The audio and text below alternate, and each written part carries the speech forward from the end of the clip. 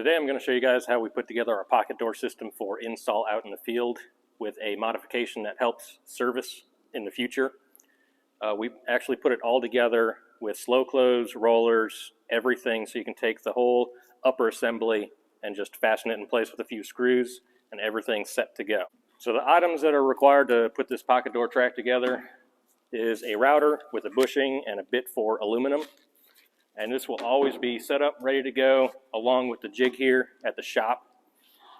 You'll need a set of drills, 1 1/4" screws, your kit for the pocket door, the track, 2 strips of plywood, the length of the track, and these need to be whatever width the framing is. So if it's 2x4 wall, you'll rip them 3.5 inches wide. If it's 2x6, you'll rip them 5.5 inches wide. You'll also need some wood glue and some flat black spray paint.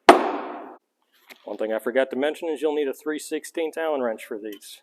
So the first thing we're going to do is cut the track, and to do that we need to know our door width. So in this case it's a 36-inch door, so we're going to take that and double it.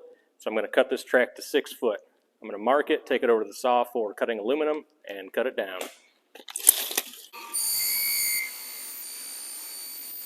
So once you have your track cut to length, go ahead and grab your jig, the router, and a clamp, because we're actually going to route out the end of this track, so that way we can come back later. If the rollers need to be taken out, we can take them out, clean them, replace them, put it back together without having to pull the whole door and jam apart. To set up the track to router, all we have to do is slide it into the jig. There's 2 stops in here, so you slide it in until it hits that. Put this right off the edge of a table. And take a clamp. And one thing we want to check is make sure that the track does not slide out. If it does, you may need to insert a shim underneath the track. So the shop vac hose gets plugged right in the end here, suck up all the shavings. And now we're ready to router. We just have to remember slowest speed on the router possible, because when the aluminum heats up, it sticks to the bit like bubble gum, and you don't want that. So slowest speed. Make sure your depth is set right, make sure the bushing is tight, and your router bit is not touching the bushing, and make sure it's unplugged if you're touching the bit. So as you're routing, make light passes. If you go too heavy, the bit's going to start eating in, you're going to wear the bit down or break it. So as we're routing, make sure you take light passes. You want to get your bit started in there, make sure it's not touching anything and it's sitting good. And then we can start it and continue to router.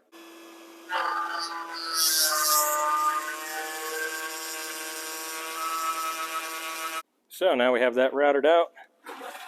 Take the jig off. This opening is what we're left with, and I like to take a file and just get any kind of burrs, edges, sharp spots. Now we're going to put our 2 pieces of plywood together. Real simple.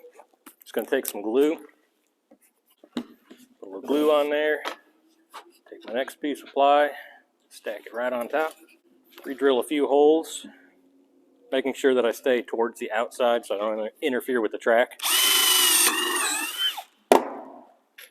and put some screws in it.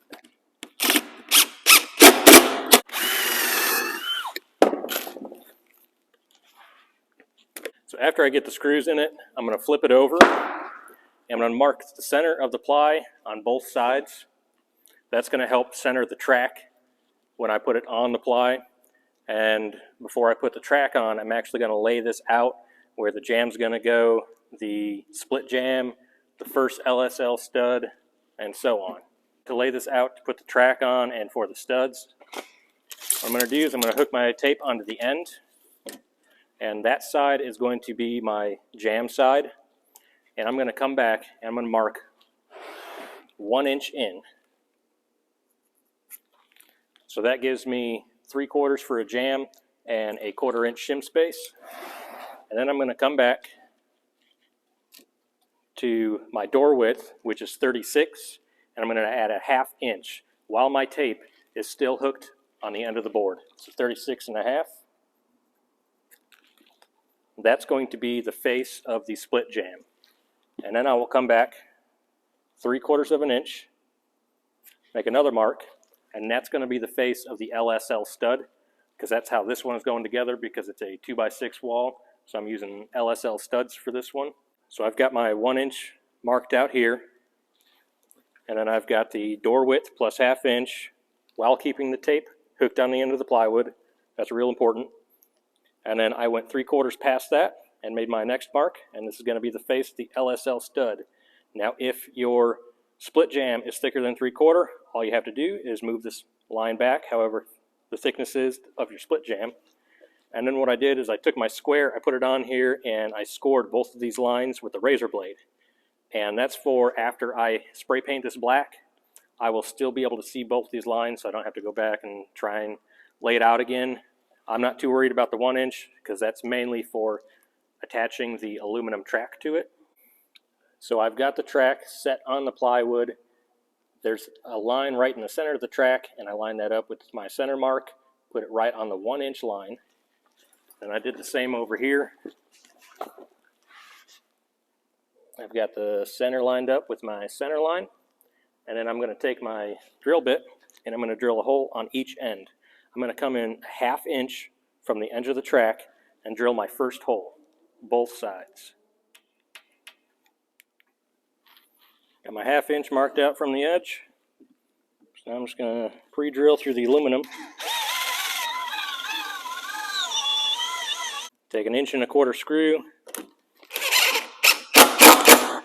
put it in. These do not have to be countersunk, and they can be 1 1/4, 1.5 whichever you prefer, because these will actually be coming out after the install and getting replaced with 3-inch screws. So the next screws I'm going to put in are going to be 19 inches in from the edge, both sides, and then I will put 1 screw right in the center of the track. So I've got all my screws in, 1/2 inch in from the edge, 19 inches in from the edge, center of the track, and then 19 inches from the other side of the edge, and 1/2 inch in. So it's important to have the spacing for the screws correct. 1/2 inch, 19 inches, doesn't have to be exact to the 1/8 inch, but it's important because the door stop and the soft close sit in between these 2 screws, and if you have a screw in between it, either your door stop, the screw that holds it in place, is going to hit on the screw head and it won't set properly, or you could even be rocking on a screw with the slow close, or you could even damage this thing. So make sure you get your screws 1/2 inch, 19 inches, and then the one in the center isn't so important, but I like to have it centered just because. Now we're ready to install all the hardware inside the track. The most foolproof way of doing this is to take a block of wood and cut it to the width of your door. So if you got a 36-inch door, cut it 1/4 inch shy of that, because most doors are not the actual full width of the number that you order them. So if you order a 3/0, it's actually 35 3/4. So I cut this block to that. I'm going to take the hangers and I'm going to mount them on top. And the most important thing to remember about doing the track this way is because we routed out this end of the track. In the directions, you're supposed to put this 4 inches in from the edge to the center of the bracket.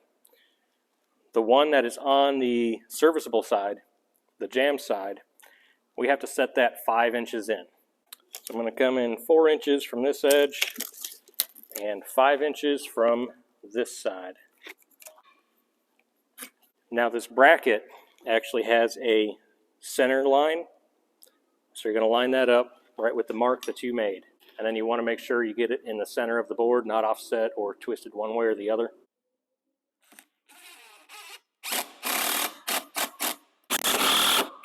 Next step is to clean out the track. Take a blower, compressed air, rag, whatever you've got, clean it out really well. We don't want any aluminum or sawdust in there, because that's what's going to get on these rollers.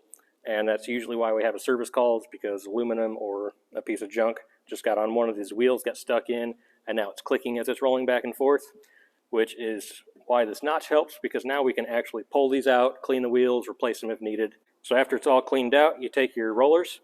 As you can see, they've got a nub on here. This is actually what catches the slow close. So the one on the left side, you want this nub facing out, and it's going to be towards the inside of the track. So just like this. And then the one on the opposite side, nub's going to be facing the opposite, so it'll face the right side.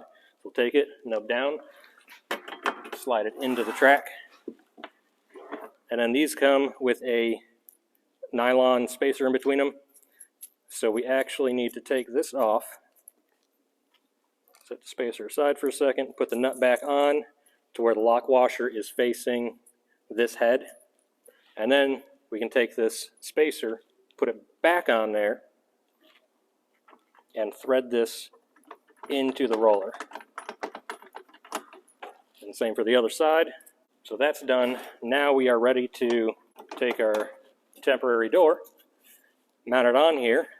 So it's just going to slide on, and then kind of tighten the nut down a little bit, just snug it down. Doesn't have to be super tight. Same for this side. So now we've got a temporary door. So we can slide this back and forth, check, make sure our stops are correct, which is the next step. Taking the stop, rubber side in, you slide it in the end of the track here. So I put the door stop, I slid it in too far, so that way when I take the door, I can push that door stop back out, and I've got my square up against the edge of this track. And I'm going to slide this door about a 1/16 past the edge of my square, because that will ensure that once the jam is on and up tight against this track, that I get a nice tight fit all the way down the jam side with the door. I'll slide this back, and I will very carefully snug these down, and just barely finger tight. And then I will check the door again, make sure the stop didn't move any. That looks really good. That's right where I want it. So I'm going to take an Allen wrench and just tighten these down. And I'm just barely tightening these in case I change my mind for some reason. Double check it. Looks good. And then I will go to the other side and do the same thing. Now I am looking for this door to be flush with my face of jam line. So when my door is touching that, just like that, that's where I want to put my door stop to. So I can leave the door there, come over here, take my door stop, rubber side in, slide it in just till it touches this roller, about right there. And then I'll do the same thing. I'll finger tighten it down, and I'll pull the door back to that. And I will double check, make sure that where the door stops is lined right up with my face of jam mark, right there. So now I can go back, tighten this down with the Allen wrench. Once again, I'm going to get it somewhat tight, but not super tight. So now that our door stops are in place, we're going to install the soft close. So the first thing we have to do is preload it. So you're just going to take this, pull it back till it snaps out a little bit. And then the important thing to remember is this notch needs to be facing the center of the door. So we take it, notch to the center, drop it down in the track, slide this up against the door stop. Now all we're going to do is take these two self-tapping screws and run it in through each screw hole.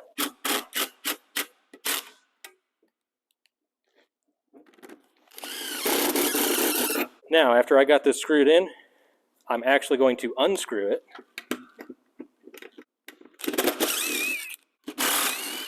I'm going to take the slow close out, and there are now metal shavings from putting those self-tappers in here, so I want to blow those out.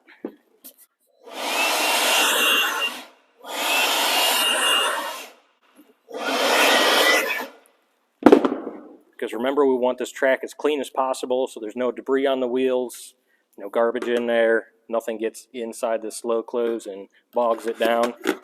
So I got it blown out, put it back in, take the self-tappers and run them right back in.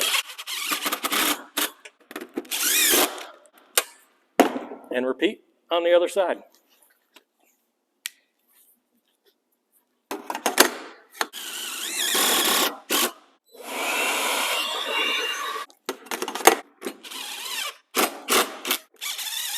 All right, so we got our door stop, slow close, both sides installed, and we're going to test it out. We're going to take our fake door, slide it into the slow close, and wait till it stops.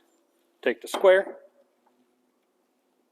make sure we are just past the edge of that square so we get a nice tight fit against the jamb, and then we'll double check, make sure our lines are right. We've got the face of the split jamb, and our door is just behind it, which is what we want. So now we're going to open it up, drop it into that slow close, and double check that the front of the door is even with the face of the split jamb. So while making a door mock-up, putting the brackets on there is probably the most precise way to get your door stop set. The quick and dirty way to do it is on your serviceable side, the jamb side. Put this door stop at 1.5 inches in from the edge to the back side of the stop. And then on the pocket side, put this 1 5/16 from the edge to the back side of that stop. That's the quick way to set it up. Now, depending on if you cut your track a little long, a little short, how your jambs are, you may need to adjust your bracket just a slight bit. So the easy way to do that is when you're out in the field actually putting these on the door, don't put all 4 screws in, just put maybe 2 in. Test it, because that way if you need to move this bracket a little bit back and forth to make sure that you line up with either your split jamb or get a nice tight fit against your jamb here, that's the easiest way to adjust that. All you have to do is move this bracket back and forth, and that's going to determine where the door stops on this side, and you can move this bracket back and forth to determine where it stops on this side. So now that I know that the door works in both directions and these door stops are in the correct spot, I'm going to fully fasten these. So our track kit is about ready to go. The next thing I'm going to do is I'm going to take a drill bit. I'm going to pre-drill about 10 holes, 1 on each side as I go down before I paint it. And these are actually going to be how I'm going to fasten this to the rough opening. So I pre-drilled some holes on both sides. Like I said, these are going to be what I use to fasten it to the top of the rough opening. So the only thing left to do is to tape this off, give it some spray paint. I'm just going to run a piece of tape right over the top of this, kind of tape around my wheels here, and then I'm going to hit this and this side with some flat black spray paint, so that way it looks good after it is installed. Okay, so I got everything taped off. I just taped off the track so that way no paint gets inside. So I'm just going to hit the bottom and the side of this with some flat black spray paint.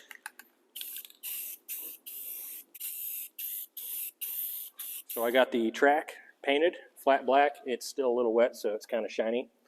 But as you can see here, our score marks are still in there. So I don't have to go back and relay this out where the LSL is going to sit and where I want the face of the jamb. So we've got everything put together. All the parts and pieces are in it. Everything's adjusted.